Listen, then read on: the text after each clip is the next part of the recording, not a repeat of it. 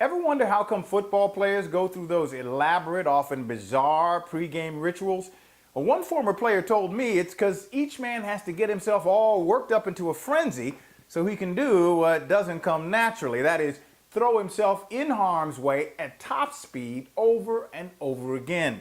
Injuries? Guaranteed. But players must become masters at telling themselves, it won't happen to me. And when you can't do that anymore, the player explained to me, it's over. Which brings us to the curious case of Redskins safety Su'a Cravens, who shocked the world, announcing he may be retiring from football at age 22. The question now on the minds of millions, why? Well, that we do not know, because he really hasn't said much beyond that he's got some personal stuff to work out.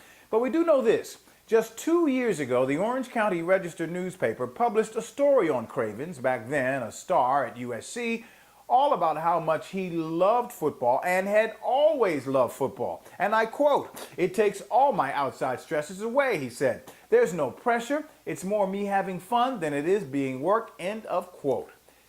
So then what the heck happened to all the fun?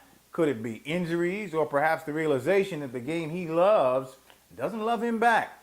He wouldn't be alone in figuring that one out. Ravens lineman John Urschel, 26 years old, quit earlier this year. Promising 49er linebacker Chris Borland, 24, when he decided his brain was just too valuable to risk. Now some, including that ex-player I talked to, have already been questioning Cravens' toughness. But is it tough or merely naive to tell yourself it won't happen to me when the evidence increasingly shows that if you play football for very long, bad things very likely will happen? You know, I don't know what Su'a Cravens is working out in his time away from the Redskins, but I do know this. If his heart is no longer in football, if he no longer loves it like that, well then, he's actually got very little to think about at all.